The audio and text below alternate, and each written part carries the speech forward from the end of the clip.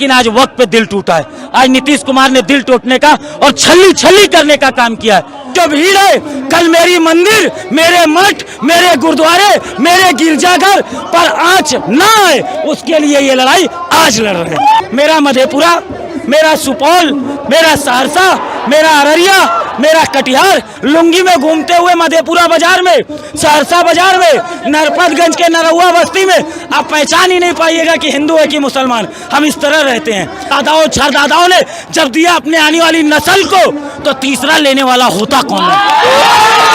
कि ये लोकतंत्र बचाओ नजर आ रहा है, ये संविधान बचाओ नजर आ रहा है।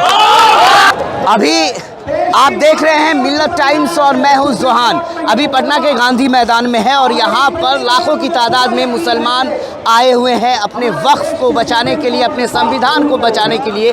वक्फ बचाओ, दस्तूर बचाओ कॉन्फ्रेंस के ज़रिए यहाँ पर इमारत शरिया ने बड़ी तादाद में मुसलमानों के आने की अपील की थी और लाखों की लाख तादाद में मुसलमान आए भी। जितने लोग मैदान के अंदर है, इससे ज़्यादा लोग आ ही रहे हैं और अमूमन यह अंदाज़ा लगाया जा रहा है कि यह मैदान इतिहास में पहली बार ऐसा होगा कि जितने लोग अंदर रहेंगे उससे ज़्यादा लोग बाहर रहेंगे। अभी लगातार लोग आ ही रहे हैं। इसी बीच एक तिलक लगाए एक हमारे हिंदू भाई मिल गए हैं, जेडी यादव नाम है, सोशल मीडिया पे पॉपुलर रहते हैं, हमेशा एक्टिव रहते हैं। अब सामने इमरान प्रताप गढ़ी की भाषण चल रही है और इधर आप सैकड़ों की तादाद में लोगों की भीड़ देख रहे होंगे। क्या कहेंगे यह ऐसा माहौल, मुसलमानों के बीच में तिलक लगाए एक हिंदू भाई, क्या कहेंगे इस बीच? कोई लोगों को क्या संदेश देंगे? सर, हम संदेश ये देना चाहेंगे कि पता नहीं लोग क्या कहते हैं या क्या नहीं, हम किसी कोई हमारी बात को गलत ना समझे। ये किसी को मुसलमान नज़र आ रहे होंगे, हमको नहीं जानते, लेकिन हम कहेंगे कि ये लोकतंत्र बचाओ नज़र आ रहा है, ये संविधान बचाओ नज़र आ रहा है। ये जो भीड़ है, ये सिर्फ वक्त, कब्रिस्तान और मस्जिदों को बचाने के लिए नहीं है।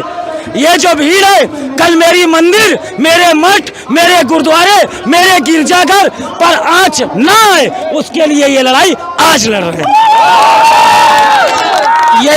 यही हम लोगों से एक बहुत बड़ी भूल, यही हम लोगों से एक बहुत बड़ी चूक हो जा रही है।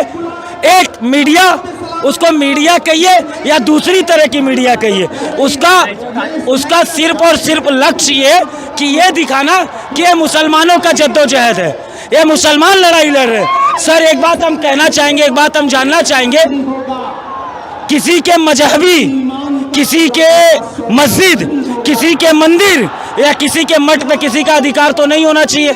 हम गांव के लोग हैं, हम किसान हैं और ख़ास करके हम कोसी और सीमांचल से आते हैं। जो बात अभी आप कहे उसका संदेश हम स्पष्ट करना चाहेंगे कि आप कहे कि इतने मुसलमानों के बीच में एक टीका लगाया हुआ। सर, मेरा मधेपुरा, मेरा सुपौल, मेरा सहरसा, मेरा अररिया, मेरा कटिहार, मेरा किशनगंज, इन सारे जिलों में अमूमन किशनगंज में 70% मुसलमान, कटिहार में लगभग 55% मुसलमान, अररिया में लगभग 45-50% मुसलमान, पूर्णिया में लगभग 35-40% मुसलमान, मधेपुरा और सहरसा सुपौल का भी अनुमान यही स्थिति है। सर, कभी तो हमने नफरत नहीं देखी, कभी तो हम नहीं देखे किसी से गिरे हुए, आज तक कभी मेरे कोशिश है। अब कभी गांव बाजार हमारे साथ घूम कर देखिए, लुंगी में घूमते हुए मधेपुरा बाजार में, सहरसा बाजार में, नरपतगंज के नरहुआ बस्ती में आप पहचान ही नहीं पाइएगा कि हिंदू है कि मुसलमान। हम इस तरह रहते हैं, हम इस तरह एक दूसरे के साथ जीते हैं। सर, ये 2014 के बाद एक नफरती लोग आए हैं, उन नफरती लोगों का दुष्संकल्प दूसरा है। सर, आज हम लोगों को एकजुटता के साथ और वक्त की जहाँ तक बात आएगी, जितना मैं समझता हूँ मुझको नहीं लगता इससे ज़्यादा कुछ समझाने की बात है। आपका नाम क्या है? मोहम्मद इरशाद। मोहम्मद इरशाद। आपके पिताजी का नाम? भोला जवान। भोला मियाँ। भोला। अब एक बात हमको बताइए, भोला मियाँ नाम में ही देख लीजिए, बाकी सब छोड़ दीजिए। अब इनके भोला मियाँ से इरशाद साहब को जो चीज़ मिली, उनको भोला जी को उनके दादा से मिली होगी। मेरे दादाजी का नाम है स्वर्गीय रामराज यादव, मेरे पिताजी का नाम है चंद्रदेव यादव और मेरा नाम है जितेंद्र यादव। दादा से पिता को मिला, पिता से बेटे को मिला। अरे यही तो वक्त है।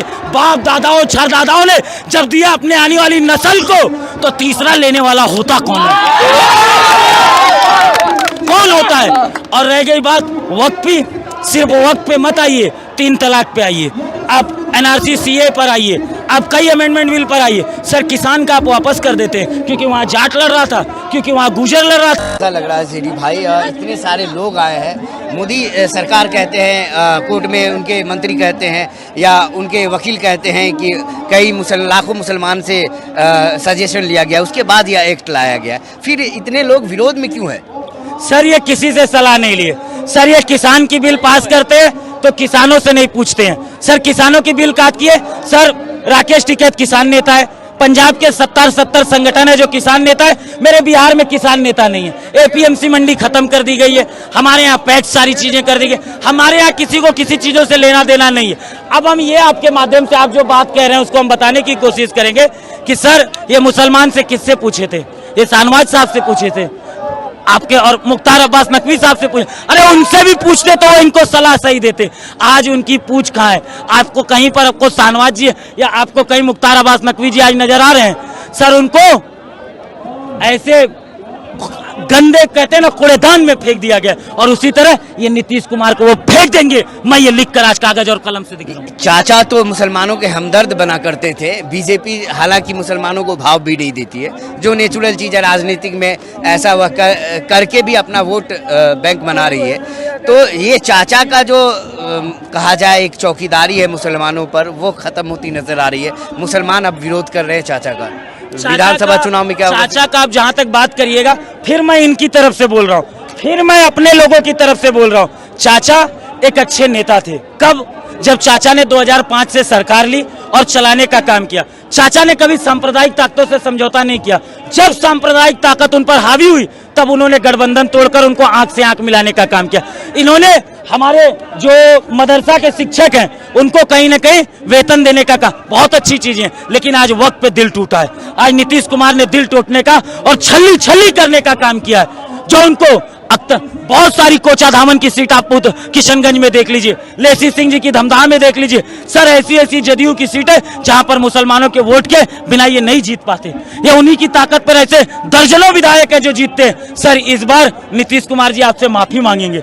इस बार नीतीश कुमार जी आप जिस तरह से एक समाज को चिन्हित कर और उस बोर्ड के वक्फ बोर्ड के साथ जाने का काम किए, आपको इसका जवाब आने वाले समय में परिवर्तन से मिलेगा। और 400 पार के पर काटने के बाद अब एक पर बिहार में भी काटने के लिए हम सब तैयार हैं।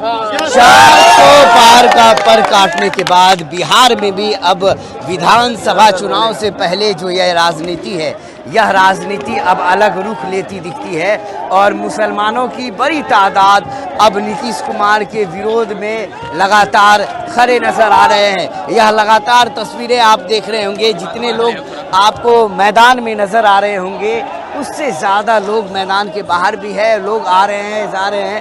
पूरा मैदान कहा जाए तो पूरा मैदान बिल्कुल भरा नजर आएगा और हज़ारों लाखों की तादाद में लोग अब भी आ ही रहे हैं। यहाँ देखिए, यहाँ पे काउंटर लगा हुआ है। यहाँ पे लोगों को पानी पिलाया जा रहा है और गर्मी भी बढ़ती है, फिर हवा चलता है, फिर थोड़ा सा बादल छा जाता है। देखिए यहाँ पे पानी किस तरह लोगों को दिया जा रहा है और यहाँ पे मुकम्मल इंतज़ाम है। लेकिन भीड़ इतनी बढ़ चुकी है कि हम आपको स्टेज के आसपास का नज़ारा नहीं दिखा सकते, क्योंकि जाने तक की वहाँ पर जगह नहीं है। लोग वहाँ स्टेज के नज़दीक तक पहुँच गए हैं।